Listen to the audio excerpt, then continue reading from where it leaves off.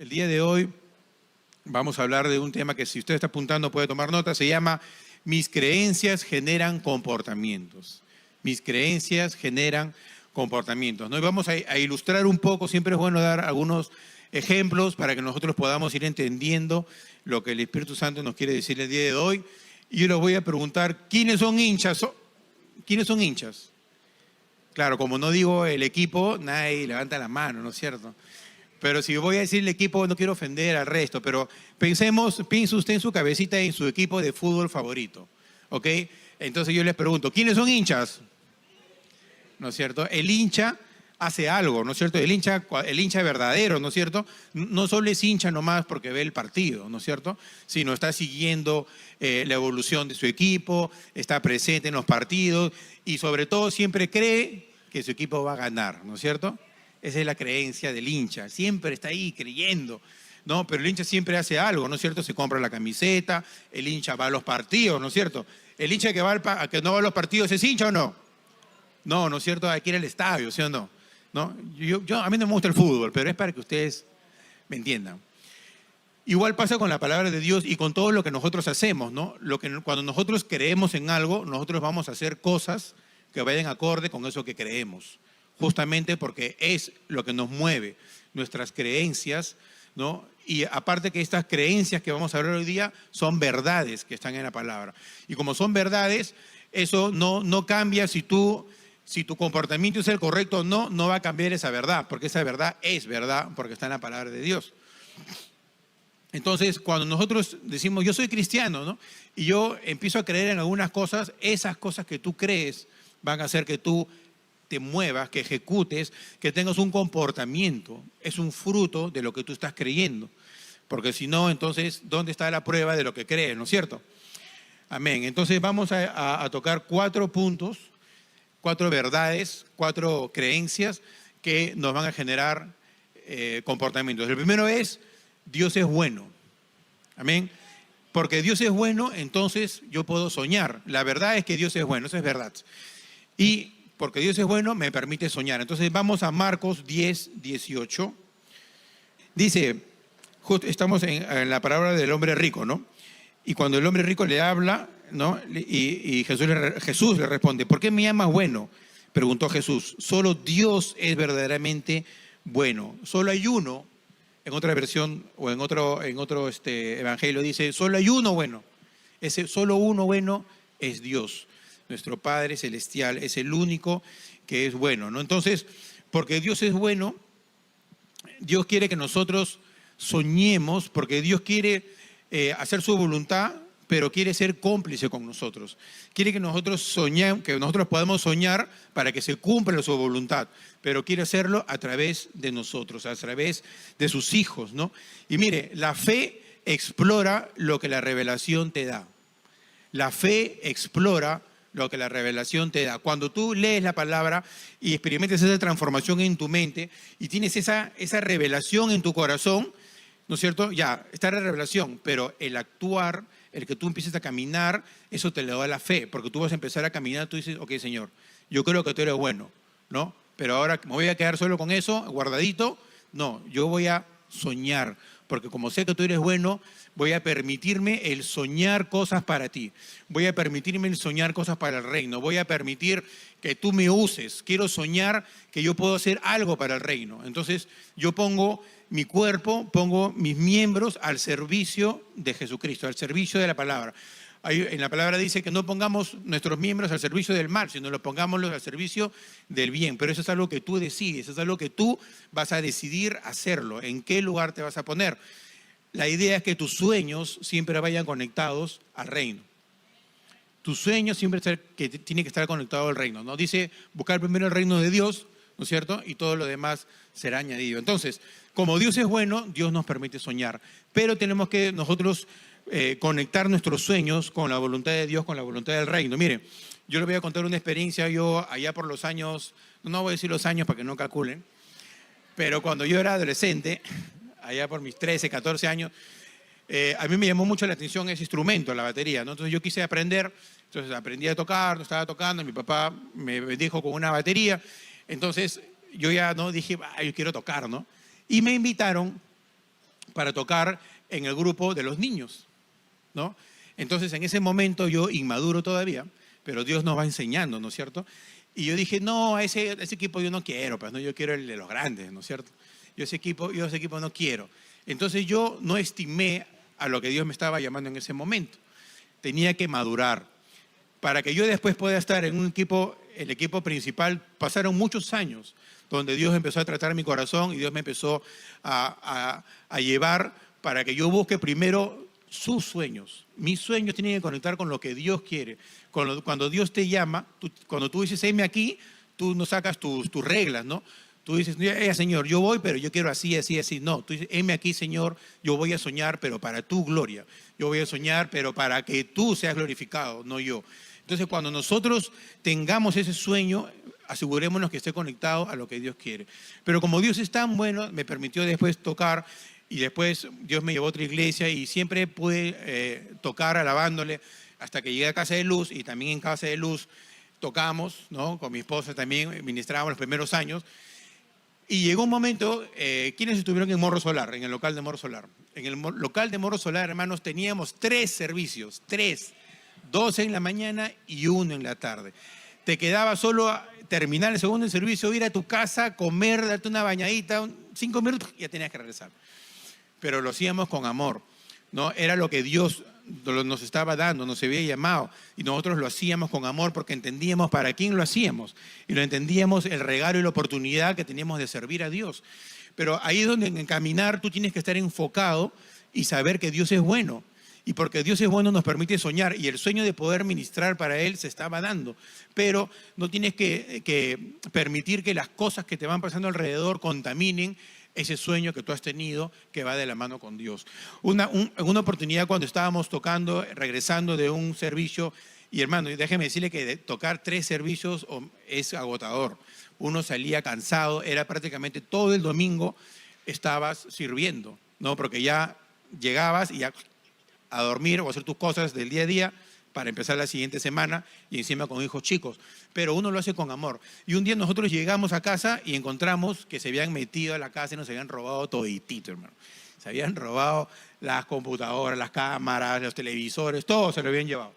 Pero nosotros, ¿qué hicimos? Llegamos y dijimos, oh, Dios se encarga, Dios es nuestro proveedor. Nos sentamos, perdonamos, oramos, nos fuimos a dormir. Y el siguiente domingo estábamos otra vez tocando en los 3 servicios. Amén. Porque cuando uno tiene la convicción de lo que está haciendo, no te debe mover nada. Porque Dios es bueno y Dios se encarga, hermano. Cuando nos pasan cosas, no es que Dios te ponga las cosas. Van a pasarnos cosas, pero tú tienes, tu sueño tiene que estar, ¿no? Tu convicción, tu creencia no se puede mover. Porque está en ¿quién? En el Rey de Reyes, en el de Señor de Señores, en el que cuida tu corazón, el que dio a su Hijo a morir por ti. Ese es nuestro Dios. Amén. Entonces, porque Dios es bueno, podemos soñar. Amén. El segundo punto es que nada es imposible para Dios. Nada es imposible para Dios. Y vamos a ir a Lucas 1:37.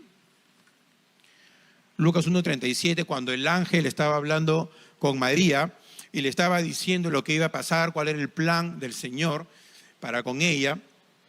Y en el 37 dice, pues la palabra de Dios nunca dejará de cumplirse. En otra versión dice, porque nada hay imposible para Dios. Diga conmigo, nada hay imposible para Dios. Ella estaba quedando embarazada del Espíritu Santo, era algo sobrenatural, era algo que normalmente no pasaba, pero ella dijo, heme aquí, yo voy a creerle a Dios, yo voy a creer que lo que me está diciendo va a ser realidad en mi vida y yo quiero ser parte. Hay un momento en nuestra vida que nosotros tenemos que decir, Señor, heme aquí. Heme aquí, si tú me quieres usar de una forma que no es convencional, que no me es cómoda, pero heme aquí, Señor, yo lo voy a hacer. ¿Por qué? Porque mi creencia, la verdad en mi vida va a hacer que yo tenga un comportamiento. Cuando nosotros creemos y sabemos que todo es posible, entonces tomamos riesgos. Tomamos riesgos. Cuando tú sabes y tú entiendes de que no hay nada imposible para Dios, entonces tú te vas a arriesgar. ¿Te vas a arriesgar a qué? A las cosas que físicamente no se pueden dar.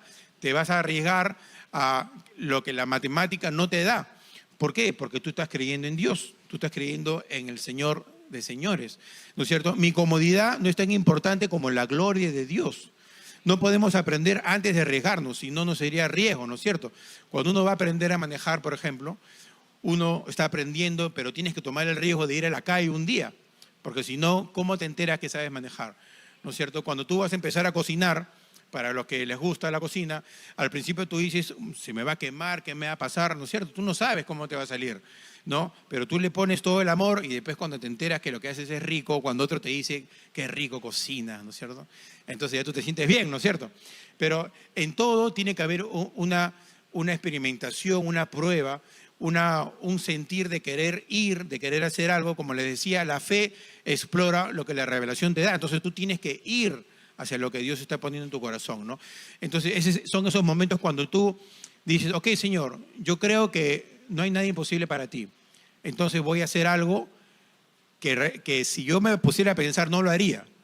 Pero como yo creo que todo es posible para Dios, entonces yo doy ese paso de fe. ¿No es cierto? Pero si tú no das ese paso, hermano, no te vas a dar cuenta que la fe es más real de lo que estamos viendo acá. ¿No es cierto? Entonces, va a llegar ese momento que si tú crees realmente, tú vas a tomar riesgos. Vas a tomar riesgos pensando en que Dios va a hacer las cosas, ¿no? Cuando esa pareja quizá que no podía tener hijos, y ya el doctor o los doctores le dijeron, no puedes tener hijos, pero se pueden orar creyendo, ¿no es cierto?, que Dios puede hacer algo.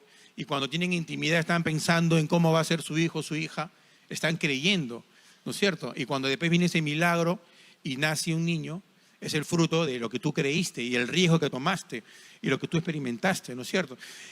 Y yo quiero contarles algo que me ha pasado hace poco, ¿no? Ustedes vieron que de pronto un día el pastor dijo que a mí me estaban convocando a un trabajo y todo, y quizás la historia para muchos no les quedó completa, ¿no? Entonces yo se las voy a contar ahora, porque un poco habla de esto, ¿no? El tomar riesgos, y acá en esta parte de el que nada es imposible para Dios, tiene que ver también que Dios es bueno también, porque Dios es tan bueno que nos ayuda y nos hace ver que para Él no hay limitaciones.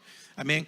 Entonces, les cuento, yo estuve en una empresa comercial ya por 19 años, no me dejaron cumplir 20, hermanos, 19, y en pandemia salimos todas las jefaturas, las gerencias, y bueno, ¿qué había pasado? Que yo estoy acá en la iglesia desde la fundación, ¿no? Desde más de... La iglesia tiene 14, yo 15 años estoy en Casa de Luz. ¿Y qué pasa? Que en el poco tiempo que me quedaba, porque yo trabajaba 14, 15 horas diarias, en el poco tiempo que me quedaba yo veía cómo servir, cómo ir a un ensayo, cómo ir a un servicio, cómo estar en lo que se necesitaba, ahí estaba yo, pero mi tiempo era muy reducido. Entonces, cuando yo salí del trabajo, entonces yo ahora tenía tiempo, ¿no? Y en ese momento yo no me quería todavía reenganchar porque la oferta laboral estaba muy baja. Entonces decidimos con mi esposa, dijimos vamos a esperar, vamos a tomar un tiempo. Y en ese tiempo el pastor me hace la invitación para yo poder trabajar en la iglesia como administrador. Entonces yo dije, vamos a orar. Entonces le dije, Señor, ¿tú qué piensas? ¿No? ¿Tú qué cosa quieres que haga? Entonces Dios me dice, bueno, ¿cuál es tu punto de inflexión? ¿No? ¿Qué dice la matemática? ¿Hasta cuánto es con lo que tú puedes vivir?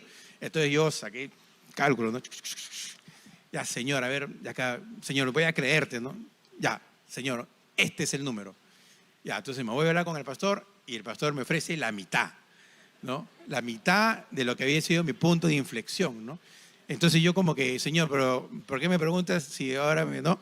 O sea, ¿dónde no hay, no han conversado ustedes antes? ¿No?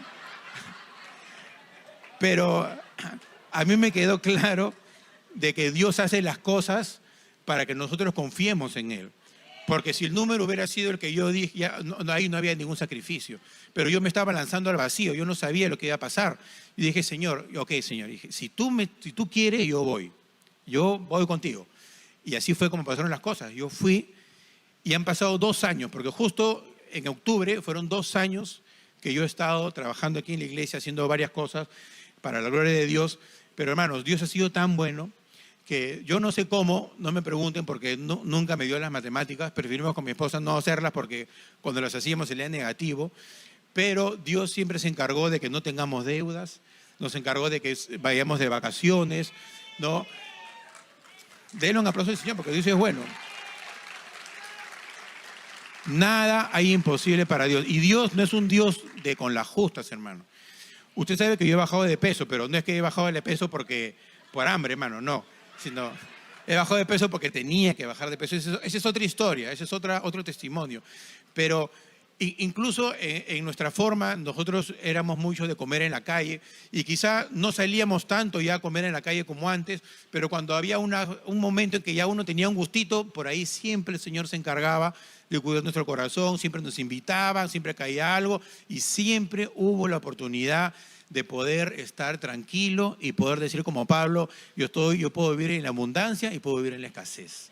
Amén. Pero lo que no me mueve es la visión que yo tengo con mi papá. Amén. Amén. ¿Por qué? Porque mi creencia crea un comportamiento. Mi creencia crea un comportamiento. Y Dios es fiel, hermanos. Dios es fiel. Dios te va a sorprender. Porque Dios no solo te va a dar con la justa para que tú comas el pan de cada día, no. Dios te da, Dios te engríe.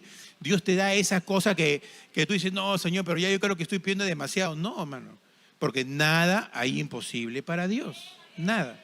Amén. Entonces, el tercer comportamiento, la tercera creencia es, todo fue comprado en la cruz. Todo fue pagado en la cruz. Y vamos a Colosenses 2:13. Colosenses 2:13. La verdad y la creencia de que todo fue comprado en la cruz, lo vemos en Colosenses 2:13. Así me voy a poner mis lentes. Y dice, ustedes estaban muertos a causa de sus pecados. ¿Cuántos se identifican con eso? Todos, ¿no es cierto? Y porque aún no les habían quitado la naturaleza pecaminosa. Diga conmigo, naturaleza pecaminosa.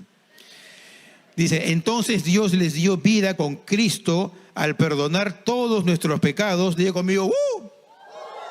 Amén. Él anuló el acta con los cargos que había contra nosotros y la eliminó clavándola en la cruz. Esto me emociona tanto, hermano. Dice, de esa manera... Escúcheme, ahorita va a hablar de usted con fuerza. Dice, de esa manera desarmó a los gobernantes y a las autoridades espirituales. Dice, las avergonzó públicamente con su victoria sobre ellos en la cruz.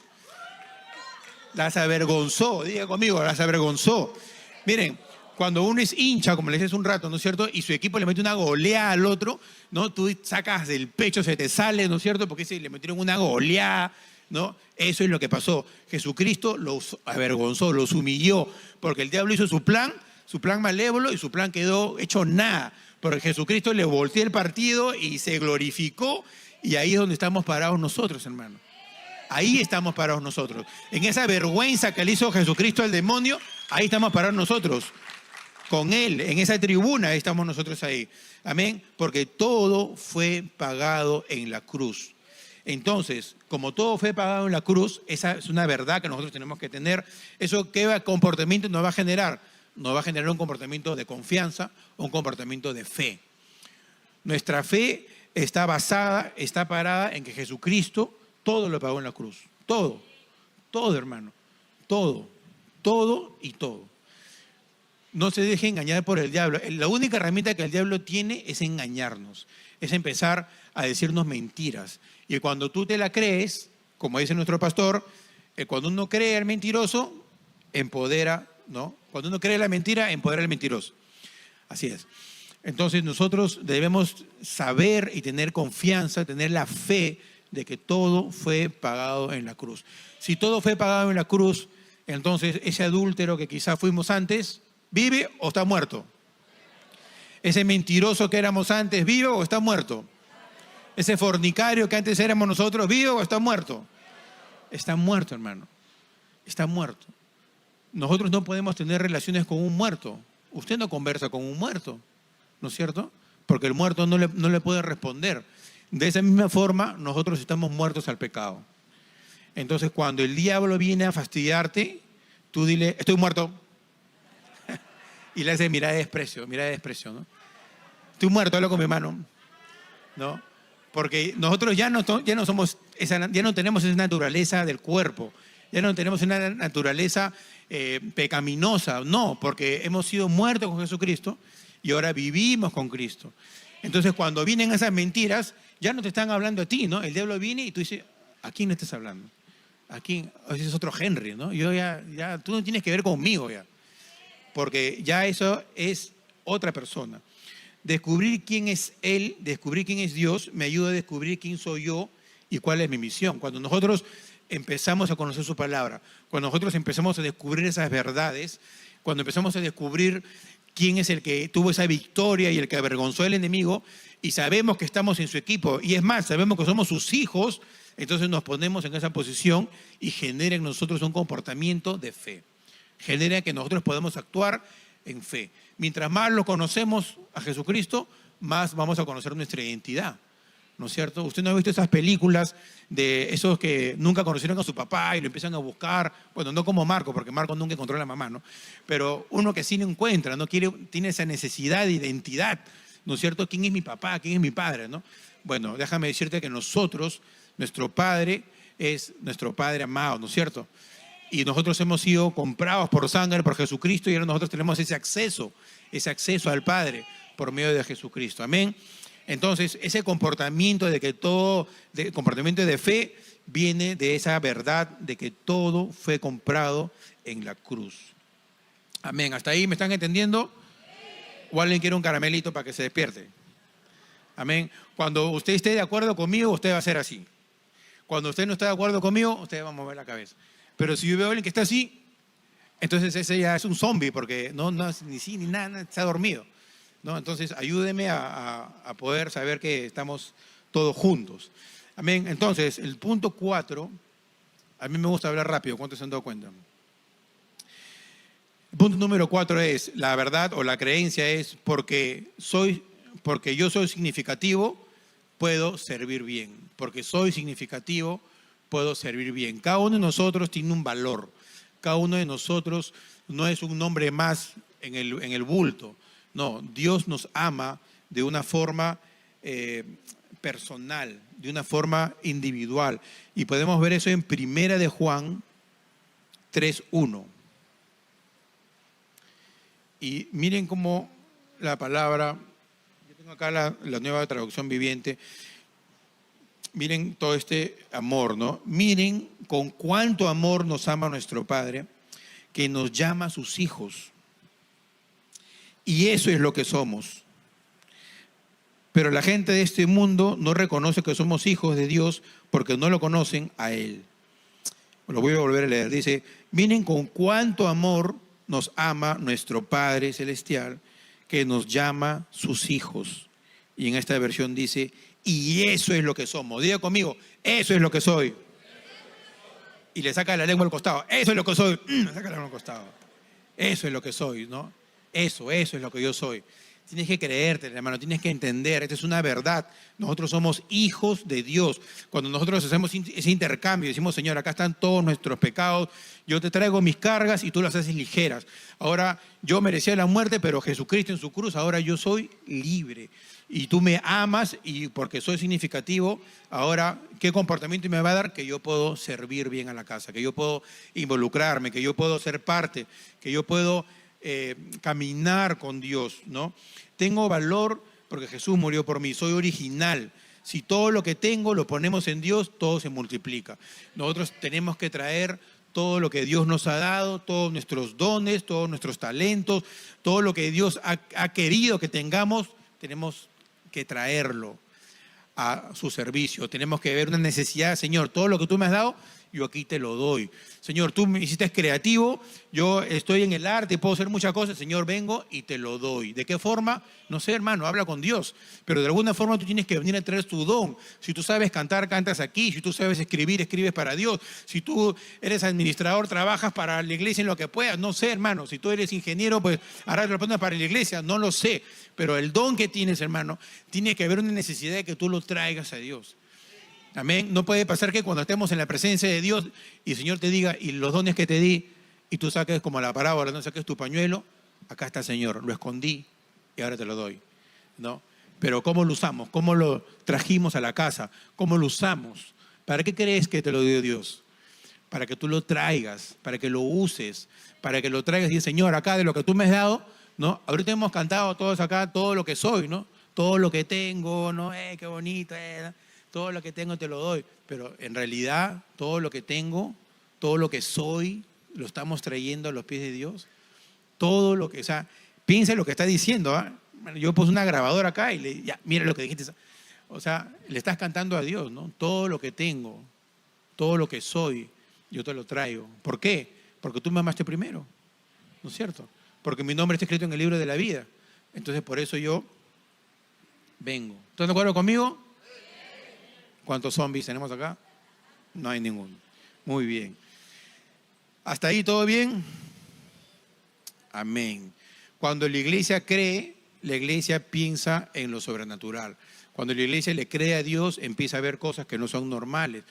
Nosotros ahorita estamos entrando en un mover muy hermoso. Usted está viendo acá gente arrodillada, gente que está embebida de la presencia de Dios. Eso es hermoso, hermano, pero no son emociones.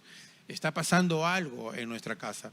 Y nosotros tenemos que ir tras eso, agarrar eso, buscar en la intimidad de Dios para que Dios nos hable, para nosotros conectar.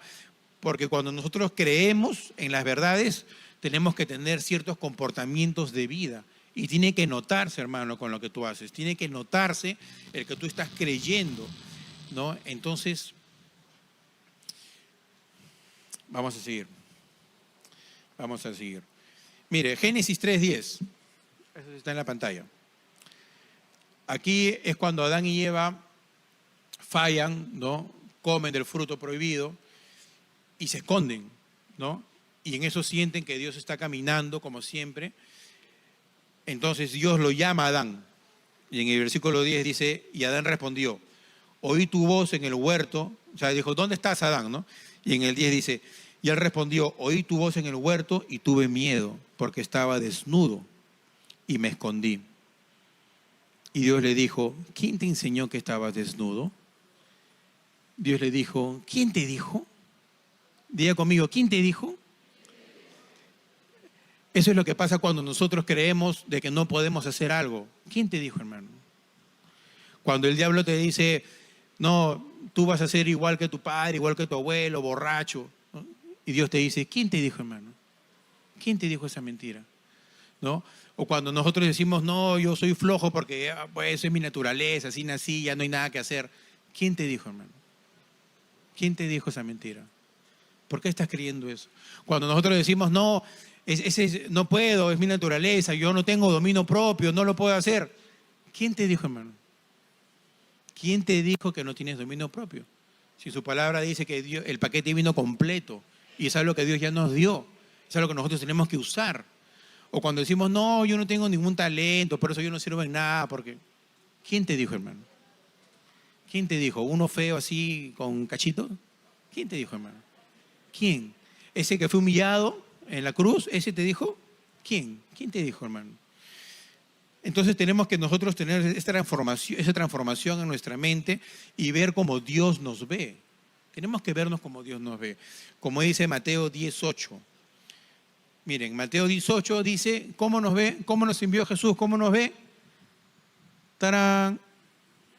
¡Tarán! Ya. ¿Cómo nos ve? Dice, sanando enfermos, limpiando leprosos, resucitando muertos, echando fuera demonios, de gracia recibimos, da de gracia. Así tenemos que vernos, hermano. Así tenemos que vernos. Haciendo de lo que hemos recibido. Si creemos, hacemos. Si creemos, hacemos. ¿No es cierto? Porque todo lo otro que hacemos es porque de alguna creencia lo estamos haciendo. Pero para hacer cosas nuevas necesitas creencias nuevas, ¿no? Porque mis creencias generan un comportamiento. Mis creencias generan un comportamiento. Entonces, veámonos como Dios nos ve. Tenemos que transformar nuestra mente, como dice Romanos 12, que es un versículo que es necesario que usted se lo aprenda. Romanos 12:2 dice, no imiten las conductas ni las costumbres de este mundo. Qué fácil es caer en eso, qué fácil es estar haciendo lo que dice el mundo, qué fácil es acomodarnos y en un momento ya estamos cantando, son amores, ¿no es cierto? Porque es lo que vemos, es lo que está ahí servido en la mesa, ¿no? Y después estamos pum, pum, pum, ¿no? O sea, no hemos sido llamados a eso, pero Qué fácil nos contaminamos, qué fácil vemos algo que está ahí y todo el mundo está, entonces yo también lo hago, ¿no? Y no me doy cuenta por qué lo hago, pero que acá empieza a pasar al revés, ¿no? Empiezas a comportar y al final empiezas a creer en algo opuesto a lo que Dios te ha llamado. Cuando tú vas a la palabra, empiezas a creer las verdades y empiezas a tener comportamientos. Tenemos que transformar nuestra mente, como dice Romanos 2:12, dice, no imiten las conductas ni las costumbres de este mundo, más bien dejen que ¿quién? Que Dios, que haga, los transforme en personas como nuevas, en personas nuevas. O sea que lo que tú pensabas, lo que tú creías, tu identidad, lo que tú cargabas, chao, a un costado. Ya no eres así. El diablo se va a encargar de traerte eso a memoria y decirte, no, pero tú eres así, acuérdate que siempre fallabas, que no podías, que caías, de que no vas a prosperar y ta. Pero, ¿quién te dijo? ¿No es cierto? Él ya no puede hablar contigo porque tú ya eres un hombre nuevo. No imiten las conductas ni las costumbres de este mundo, más bien dejen que Dios los transforme en personas nuevas al cambiarles la manera de pensar. Entonces aprenderán a conocer la voluntad de Dios para ustedes, la cual es buena, es agradable y es perfecta. Buena, agradable y perfecta. Nunca piense que Dios quiere algo malo para usted. Nunca piense, Dios, ¿por qué me pones esta carga? Dios, ¿por qué me pones esta prueba? No. La palabra dice que los pensamientos de Dios para con nosotros son buenos, son agradables y son perfectas. Pero ¿qué pasa? Que nosotros estamos contaminados con una mente que no es nuestra, que no nos pertenece. Cuando nosotros venimos a Cristo, sale ese velo y nosotros ahora tenemos que reclamar lo que Jesucristo ganó en esa cruz, avergonzando al enemigo. No solo la ganó, sino lo avergonzó. ¿Me entienden? Amén. Eso. Amén. Tenemos que intercambiar lo que Dios piensa de mí con lo que yo pienso de mí.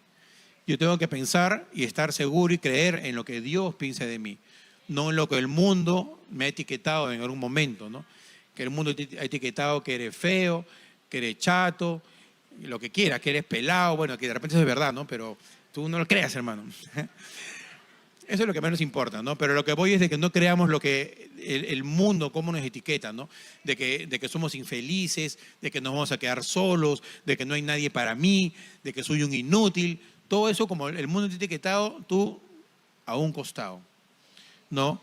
Porque como yo sé que Dios es bueno, como yo sé que no hay nada imposible para Dios, como yo sé que todo fue pagado en la cruz y como yo sé que yo tengo valor, entonces ¿qué voy a hacer? Voy a soñar en grande, voy a tomar riesgos, voy a tomar fe y voy a servir a Dios. ¿Me entienden? Porque tengo que sanar, tengo que creer. Y cuando creo, entonces empiezo a actuar. Entonces, ¿qué va a pasar cuando venga el diablo a decirte cosas que no son? Tú te vas a reír en su cara, hermano. Amén. Porque ¿qué dice en Salmo 2:4? Ahí está. Dice, pero el que gobierna en el cielo se ríe. El Señor se burla de ellos. Amén. Primero lo ridiculiza en la cruz y después se burla, hermano. Porque es algo tan insignificante y es como nosotros tenemos que tomar esas cosas cuando viene esa mentira. Tenemos que reírnos porque cuando nosotros nos reímos le quitamos ese peso, ¿no es cierto? A lo que viene. ¿No les ha pasado a usted en el colegio, de repente cuando tú fastidias a alguien, ¿no? ¿A quién uno fastidia? Al que se pica, ¿no es cierto? Al que se molesta, ¿no? Bueno, yo siempre estuve del otro lado, pero ya el Señor me cambió. Pero cuando tú fastidias a alguien, lo fastidias porque se molesta. Si no, no lo molestarías. Cuando la persona se ríe, entonces tú dices, este no se molesta, voy a fastidiar a otro, ¿no? ¿No es cierto? El diablo está igualito. El diablo está buscando a ver a quién no tiene identidad. ¿A quién voy a fastidiar? ¿Quién no tiene identidad? ¿Quién no conoce la palabra? ¿Quién me va a creer todo lo que yo le digo? ¿Quién no conoce quién es su padre? ¿Quién no tiene intimidad? A ese lo voy a meter porque a ese va a caer redondito, ¿no es cierto? Pero cuando se encuentra con el que sabe quién es su padre, cuando el que estudia la palabra, el que tiene intimidad, el que escucha el Espíritu Santo, viene el diablo y dice, oye, sal de acá, ¿no? Tú ya fuiste avergonzado y ahora yo me voy a burlar de ti. Amén. Nosotros tenemos que vivir en gozo, ¿no? Como dice Romanos 14:17, dice, porque el reino de Dios no es comida ni bebida, sino justicia, paz y gozo. Tenemos el 30% del cielo en que es gozo. nosotros tenemos que también ir por ese gozo. Amén.